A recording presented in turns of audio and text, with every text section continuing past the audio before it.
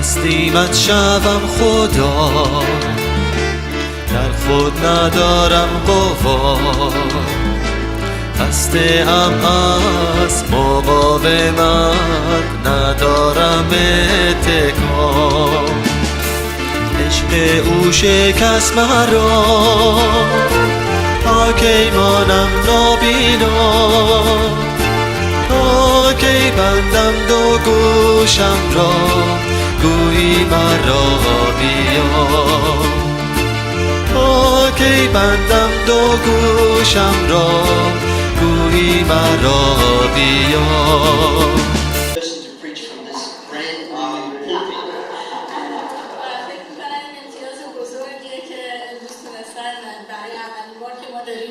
از این منبری که پوریای عزیز زحمت کشیده برامون ساخته. خیلی ممنون پوریا جان، خدا به برکت بده.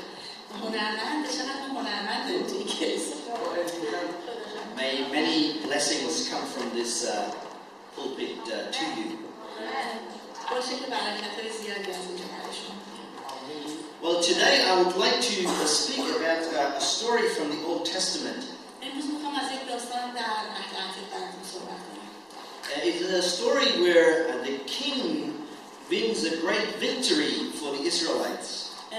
زمانی که یک پادشاهی یک پیروزی بزرگی رو برای اسرائیلی‌ها میاره. And we're all fascinated by victory, aren't we?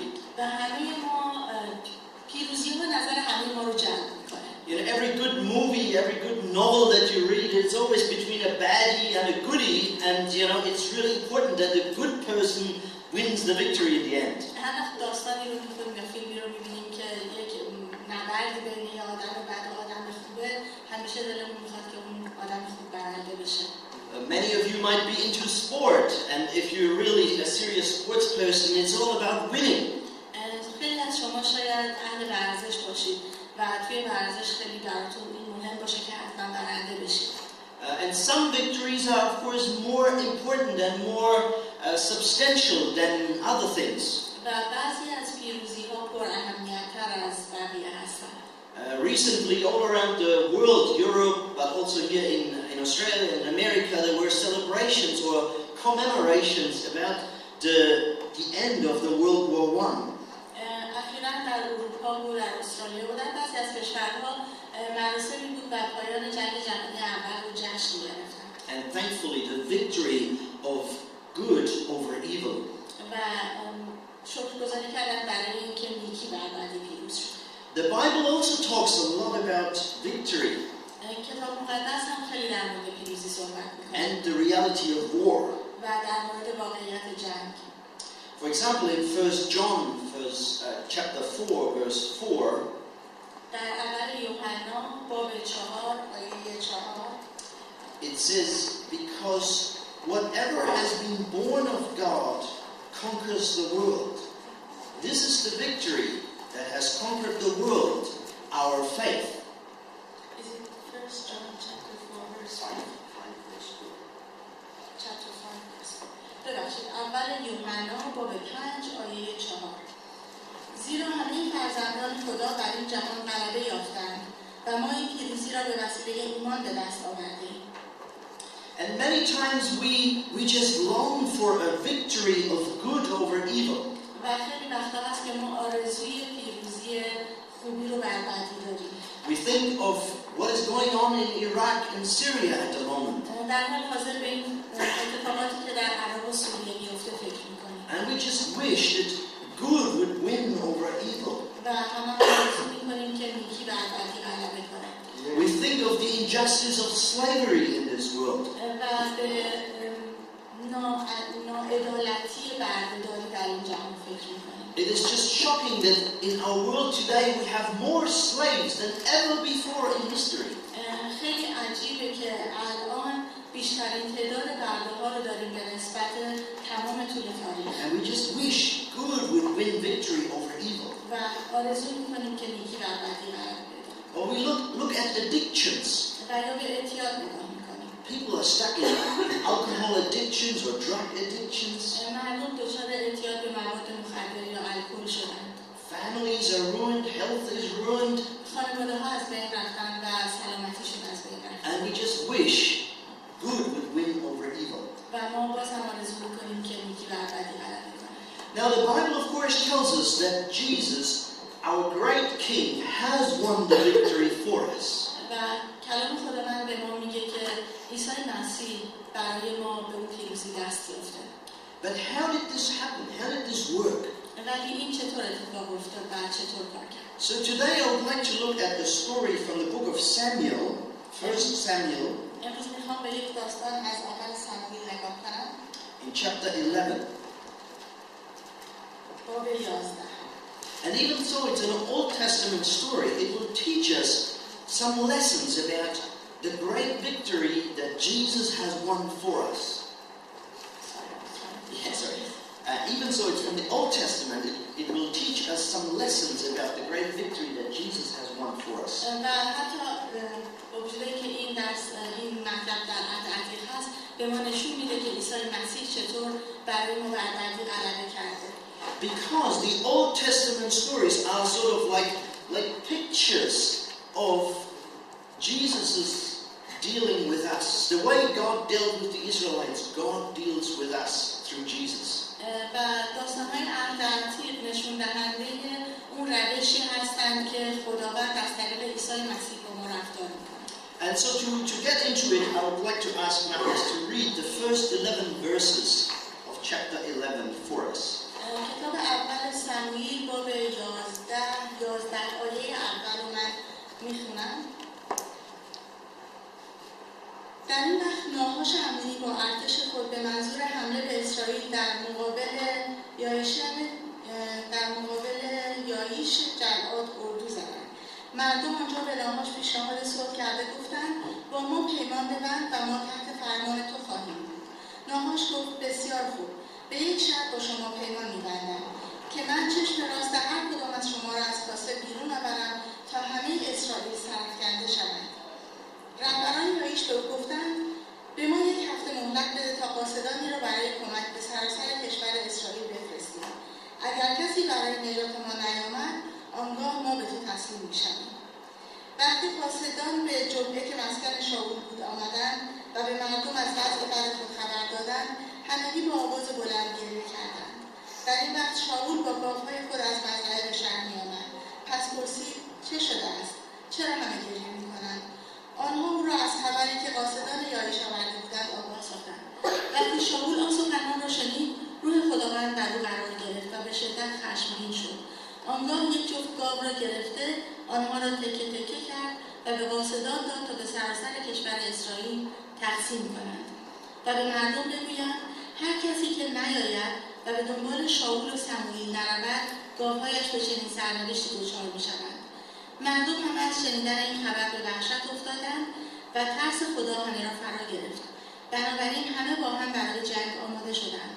وقتی در بازار آنها را شمردند تعدادشان 300,000 نفر از اسرائیل به اضافه 30,000 نفر از یهودا بود. آنها به قاصدان یاییشی گفتند به مردم خود بگویید فردا پیش از ظهر نجات می‌یابند. چون قاصدان یاییش آمدند و پیغام شاول را به مردم رساندند همگی خوشحال شدند. پس مردم یاییش به ناهاش گفتند ما فردا خود را تسلیم می‌کنیم. آنگاه هر چه دلتان بخواهد با ما بکنید. روز دیگر شاول آمد و مردم را به 3 دسته تقسیم کرد و هنگام صبح یک حمله ناگهانی را بر امونیان شروع نموده تا ظهر به کشتار آنها پرداخت. کسانی که باقی ماندند طوری پراکنده شدند که حتی 2 نفرشان هم در یک جا با هم دیده نمی‌شدند. Thank you very much. Yeah, so I'd just like to draw a few lessons from this story.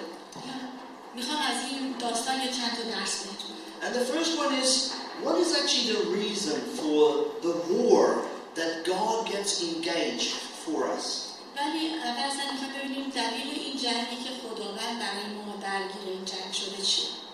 God gets engaged in a spiritual war for us and wins this great victory because of the enormity of evil. خداوند وارد این جنگ روحانی برای ما میشه و برای ما پیروزی رو به دست میاره به خاطر اینکه اون شرارت خیلی بزرگه. Because evil, sin is so evil, so enormously evil. چون این شرارت شیطان خیلی خیلی بزرگه. And that becomes clear in this story. و در این داستان خیلی به وضوح نشون داده میشه. So here is this king from a neighboring country. He's approaching the Israelites and he comes to this city of Jabesh. و اینجا می‌بینیم که این پادشاهی هستش که در همسایگی هستش و میاد وارد این شهر یادش میشه. The people don't even try to fight with this king. و مردم حتی سعی نمی‌کنن با این پادشاه But they بجنگن. just say, make a treaty with us. Just, make a peace arrangement. We'll give you some money or something and you just leave us alone. و میخوان باهاش مصالحه بکنن، میگن که با ما سازش بکن، ما یه چیزی بهت میدیم، دست از سر ما بردار. But the king says, okay, I'll make a treaty with you, but not by receiving just some money from you. و پادشاه میگه باشه، من یک قراری باهاتون میذارم ولی نه اینکه فقط ازتون پول بگیرم. He says, I'll make peace with you on the condition that I'm allowed to pluck out every right eye of every person in this city. میگه که باشه، من باهاتون صلح میکنم به شرط اینکه بذارید من چشم راست هر کسی رو از حلقه در بیارم. That is not a very good idea, isn't it? عقیده خوبی نیستش. It is a terrible idea. خیلی فکر بدیه. It sounds very much like the ideas of ISIS at the moment. درست همون کاریه که الان آیسیس دارن میکنن. But it's also more than just a cruel idea in a story. ولی چیزی بیشتر از یک ایده ظالمانه است. What is this king trying to achieve by doing this? پادشاه میخواد با انجام این کار به چه چیزی دست پیدا کنه؟ It is very simple. Every person that has lost their their right eye خیلی واضحه، هر کسی که چشم راستش رو از دست داده cannot be a fighter anymore. دیگه نمیتونه بجنگه. People at the time fought with shields and spears. مردم در اون موقع با سپر و نیزه می‌جنگیدن. So when you hold your shield, وقتی که این سپر رو نگه می‌داری، you cover your body with it and you just peek out with your right eye around the shield to see where's my enemy and where do I need to fight. مردم اون موقع سپر رو جلوشون می‌گرفتن و وقتی که این سپر جلوشون بوده با چشم راستشون از گوشه سپر نگاه می‌کردن که دشمن کجاست تا بتونن دشمن رو هدف بگیرن و بزنن. So if you have only your left eye left, then you need to open the shield to see, and at that time you become vulnerable and easy to kill. ولی اگر فقط چشم چپتون رو دارید برای اینکه بتونن ببینن باید اون سپر رو می‌بردن کنار و البته اون موقع آسیب پذیر بودن برای اینکه دیگه هیچ چیزی ازشون محافظت نمی‌کرده. So if you have only your left eye remaining, then you can only be a slave. You cannot be a soldier anymore. بنابراین اگر فقط چشم چپ رو داشتن تبدیل به برده می‌شدن و دیگه هیچ وقت نمی‌تونستن یک جنگجو باشن. This is what the king is doing here, and this is a picture of what Satan is trying to do to us. این کاری که پادشاه می‌خواسته بکنه و این تصویری رو به ما میده از اون کاری که شیطان می‌خواد با ما بکنه. Like these people in Jabesh were attacked by the king, so are we attacked daily by Satan. درست همینطوری که این مردم یابش پادشاه بهشون حمله کرده بود، ما هم هر روز تحت حمله شیطان هستیم. Satan tempts us to sin. شیطان ما رو وسوسه میکنه که ما گناه بکنیم. And a lot of people, and I think including many Christians, we don't really think of how enormously evil is sin really. و خیلی از مردم و حتی خیلی از مسیحیان اینو درک نمیکنن که این شیطان تا چه حد شرارت داره. Sometimes we think, oh yeah, I lied, or I did this thing bad, or I gossiped, or I got into pornography, or whatever it is, and yet that was just once, and next time I'll try better. خیلی وقتا میگیم که آره مثلا یه بار دروغی گفتم یا یه بار فیلم بدو نگاه کردم، از این فیلم‌های پورنوگرافی رو نگاه کردم و میگیم همین یه بار بوده دیگه، تکرارش نمی‌کنم. But it's not about being a little bit bad and next time we try better.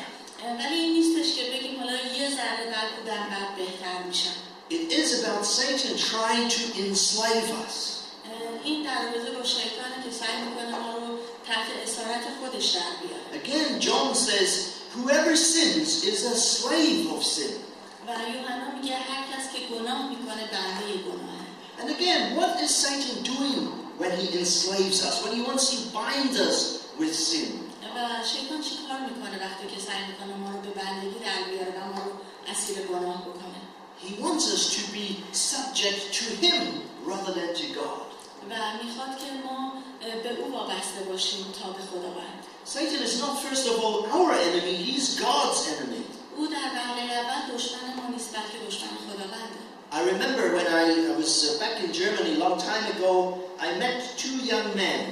یادم میاد که وقتی به آلمان رفته بودم 2 مرد جوان رو دیدم. They were all dressed in black. هر دوتاشون لباس سیاه پوشیده بودن. Now that's very fashionable nowadays, but in that time it was sort of freaky. الان مده ولی اون خیلی وقت پیش که من رفته بودم آلمان یه خورده عجیب بود. And I got talking to this guys about faith, believe in God. و من شروع کردم با این جوونا در مورد ایمان به خداوند صحبت کردم. And they said, we already have our God. We believe in Satan. و اونا گفتن ما خدای خودمون رو داریم، ما به شیطان ایمان We داریم. follow Satan. ما از شیطان پیروی میکنیم. And I said, how on earth? How can anybody in his right mind say, I am a follower of Satan? و من میشه خودم فکر کردم چطور یه آدم عاقل میتونه بگه که من دنبال روی شیطان هستم. And they said, well, it's very easy. Satan allows us to do anything we like. و گفتم خیلی راحته، شیطان میذاره هر کاری که دلمون میخواد بکنیم. As long as we worship him. به شرط اینکه او رو عبادت بکنیم. Satan wants to take God's place. He wants us to be subject to him rather than to God. شیطان میخواد سعی بکنه که جای خداوند رو در زندگی‌های ما بگیره. And God gets involved. He starts fighting this war against Satan because of this enormity of evil. و خداوند وارد این جنگ میشه به خاطر اینکه این شرارت شیطان خیلی خیلی بزرگه. The second thing is, what is the power by which God can win this great victory over Satan? و بعدی اینه که این چه قدرت بزرگیه که میتونه این پیروزی رو بر علیه شیطان به دست بیاره. It's still, the story that we read is a bit strange. So here is this king and he has already cornered the city, they can't go anywhere. They are about to be, either killed or really humiliated. و این داستان یه خورده عجیبه. اینجا ما یک پادشاهی رو داریم که این مردم رو محاصره کرده و داره سعی میکنه که اونها رو تحقیر بکنه و خوردشون بکنه. But still the king allows some people from the city to go and send messengers all in the country and see if somebody will come and help them. ولی با این حال به مردم اون شهر اجازه میده که چند نفر رو به عنوان کسانی که پیغام ببرن و طلب نجات بکنن از سایرین به اطراف بفرستن. And finally, the message gets to Saul, who has just been elected the king over Israel. و بعد این پیغام به شاول میرسه که اخیراً به پادشاهی رسیده برای قوم اسرائیل. So in verse 6 and 7 we read about this. در آیه‌های 6 و 7 در این مورد می‌خونیم. But interesting what's happening. Even so, Saul was this huge guy. I think he was a little bit like us guy. He was a head taller than everybody else. و این شاول یک کسی بود که خیلی بلند بود، مثل اسرا شاید یه خورده بزرگتر. Really, a strong guy. و یک شخص خیلی قدرتمندی بود. But when he hears the message, what happens? ولی وقتی که این پیغام رو میشنوه چه اتفاقی میفته؟ In verse 6 it says, when Saul heard the words that this city was about to be really, killed or have their right eyes plucked out, when he heard these words, the Spirit of God came upon him in power and he burned with anger. و داستان میگه که وقتی اون این داستان رو شنید که قرار بود چشم راست این مردم رو در بیارن، عصبانی شد و روح خداوند در قرار گرفت. Even so, he had all these qualities for a king. He was this great fighter. و حتی اگر تمام این خصوصیات یک جنگجوی بزرگ رو داشت. The thing that really needed to happen to make him win this victory was that the Spirit of God came upon him and worked through him. ولی چیزی که باعث میشد که او پیروزی پیدا بکنه در این نبرد این روح خداوند بود که بر او آمد. And even more, not just for him, but also for the people. They needed to be empowered by the Holy Spirit. و نه فقط برای او بلکه برای تمام مردمی که همراهش بودن لازم بود که از روح قدوس از روح خداوند پر بشن. Because Saul then sends messages again to all the country. چون شاول پیغام میفرسته برای تمام کشور. And he kind of threatens the people, yeah? و یه جوری برای مردم رو تهدید میکنه. He sends like stakes to all the parts of the country. تیکه های گوشت مثل استیک میفرسته به تمام کشور. And he said, if you're not coming, your oxen will end up as steaks as well. بهشون میگه اگه شما نیایید گاواتون همینطوری استیک میشن. Now seriously, he was threatening people, saying, if you don't come, really, something will be done to you. و در واقع میخواست تهدیدشون کنه و بگه که اگر نیایید یک چیزی یک بلایی سرتون میاد. But when the messengers come to the villages, it doesn't say, oh, all of a sudden everybody was afraid of Saul. ولی وقتی که این کسایی که پیغام میبردن به شهرهای مختلف میرن اینطوری نبوده که یهو همه از شاول بترسن. But rather in verse 7 it says, then the terror of the Lord fell on all the people. ولی آیه 7 میگه که ترس از خداوند بر تمام مردم مستولی شد. So again, the Holy Spirit comes into the people, and that's when the army is raised up. و این روح خداوندی که بر تمام اون مردم میشینه و اون موقع است که اون ارتش از جا بلند میشه. Again, we know in our life that is the only way how we can sort of receive this victory that Jesus has won for us, for our life, through the Holy Spirit. و اینطوری هست که ما هم میتونیم به اون پیروزی که عیسی مسیح برای ما به دست آورده از طریق روح القدس دست پیدا کنیم. And I think, again, many people have a wrong idea. What does that mean? و باز هم خیلی از مردم درست نمیدونن که این یعنی چی. So we as Christians, we talk about, when you become a Christian, you're born again, and then the Holy Spirit comes into you. و ما به عنوان مسیحی‌ها میگیم که ما تولد تازه پیدا میکنیم و روح القدس در ما ساکن میشه. But some people have a funny idea about this. ولی بعضی از مردم یه عقیده‌های عجیبی در این مورد. Maybe like some sort of magic that, all of a sudden the Holy Spirit comes in you. مثلا فکر میکنن یک جادوگریه که روح القدس میاد توی اینا. What does it really mean that the Spirit comes in us? این یعنی چی که روح القدس بر ماست؟ It is very simple, really. خیلی ساده است. I brought from my daughter a balloon. یکی از بادکنک‌های دخترم آوردن. This little rubber is made to be a ball, yeah? این تیکه پلاستیک برای این درست شده که But تبدیل how can it really become a ball? ولی چطور میشه که این تبدیل به توپ بشه؟ Simple, by me blowing into it. خیلی ساده است، من باید توش فوت کنم. Okay. When the balloon is open and ready to receive the air, then it can become a ball. وقتی که این بادکنک باز میشه و این آمادگی رو داره که هوا واردش بشه اون وقتی که تبدیل میشه به یک. God has made us in a way so that we can receive the Holy Spirit. خداوند ما رو به شکلی ساخته که ما بتونیم روح القدس رو دریافت کنیم. And the question is simply, do we invite the Holy Spirit to come into us? و سوال اینه که آیا ما روح القدس رو دعوت میکنیم که در ما ساکن بشه؟ Do we say, please come and fill my life and lead my life? ولی آیا ما بهش میگیم که لطفاً بیا در من ساکن شو و زندگی من هدایت کن؟ The Holy Spirit is a person. روح القدس یک شخصه. Even so, it is a person that we can't see, ولی اینکه یک شخصی که ما نمیتونیم ببینیمش. but we can talk to him just like we talk to God the Father and Jesus the Son. ولی میتونیم باهاش صحبت بکنیم همونطور که با خدای پدر و با عیسی مسیح که پسر صحبت کنیم. And we can invite him to come into our lives. و میتونیم او رو دعوت بکنیم که وارد زندگی‌های ما بشه. And unless the Spirit is in us, we will not experience the victory of God. و اگر این روح القدس در ما ساکن نباشه ما نمیتونیم طعم پیروزی خداوند رو بچشیم. Even the disciples, after they have learned 3 years many things from Jesus, حتی شاگردان بعد از اینکه به مدت 3 سال از عیسی مسیح خیلی مطالب رو آموختند، Jesus still told them in Acts 1 در اعمال رسولان با به عیسی مسیح به آنها گفت that they should wait in Jerusalem until the Spirit had come and filled them. بهشون گفتش که باید در اورشلیم باشن و منتظر باشن تا روح القدس بیاد و آنها رو پر کنه. So just 2 questions about these first 2 points. دو تا سوال در مورد این دو تا نکته اول دارم. Do you see the enormity of evil? آیا شما بزرگی این شریر رو می‌بینید؟ Or do you see sin as this sort of small little moral failures? یا شما فکر می‌کنید که این گناه یک شکست اخلاقی کوچیکه؟ Do you see that with evil, Satan is really trying to enslave you? آیا متوجه میشید که شیطان از طریق گناه میخواد شما رو در بندگی بیاره؟ And with the second point, are you filled with the Holy Spirit? و نکته دومی که آیا شما از روح القدس پر شدید؟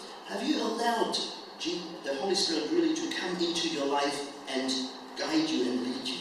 آیا شما به روح القدس اجازه دادید که وارد زندگی شما بشه، شما رو پر بکنه و شما رو هدایت بکنه؟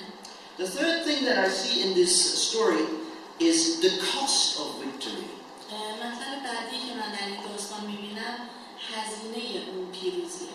Because this is not just like winning a trophy in sport. چون اینطوری نیستش که مثل بردن یک مدال در ورزش باشه. This spiritual war is about life and death. این جنگ روحانی در مورد مرگ و زندگیه. And that's why there is also a huge cost involved. و به همین دلیله که هزینه هنگفتی هم داره. In this story in the Old Testament, we see King Saul, he gets his army together, he goes there, and then he fights them. And we can read between the lines that most of the Amorites were killed. در این داستان می‌بینیم که شاول سپاهش رو آماده می‌کنه و میره و می‌جنگه و می‌بینیم که خیلی از این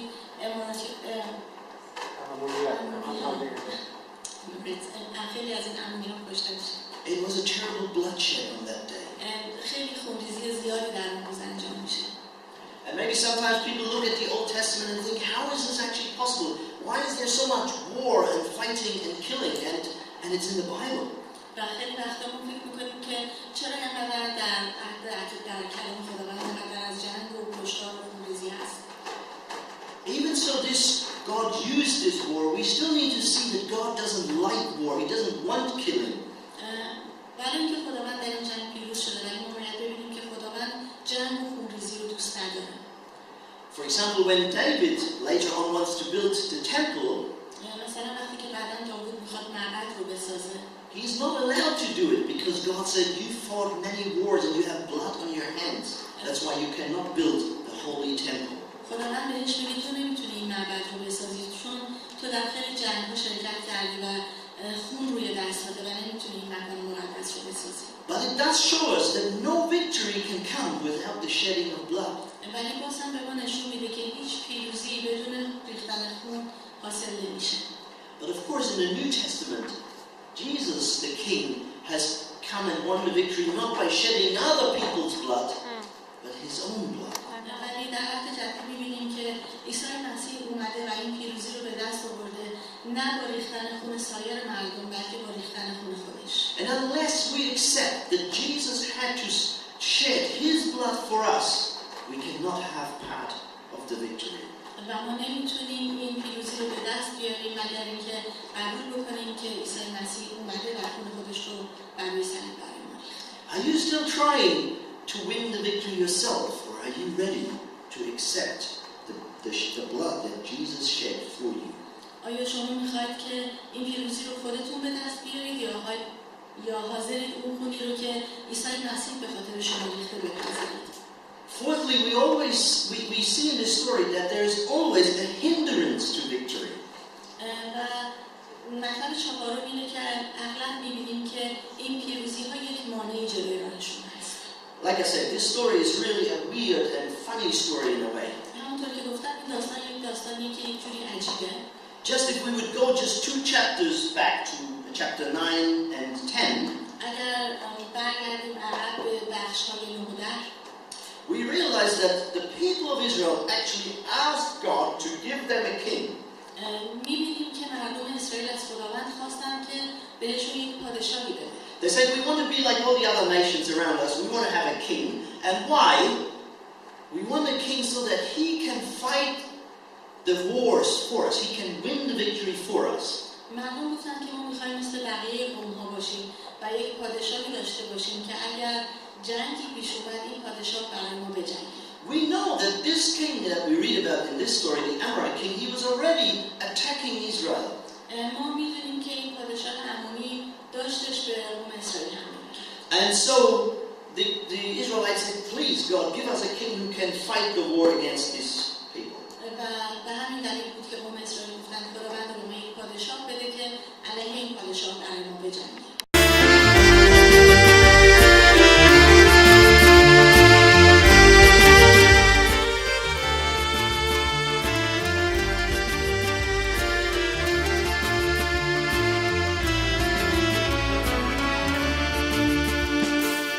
دست تسلیمت شوم خدا، در خود ندارم قوا، خسته ام از مقاومت، ندارم اتکا.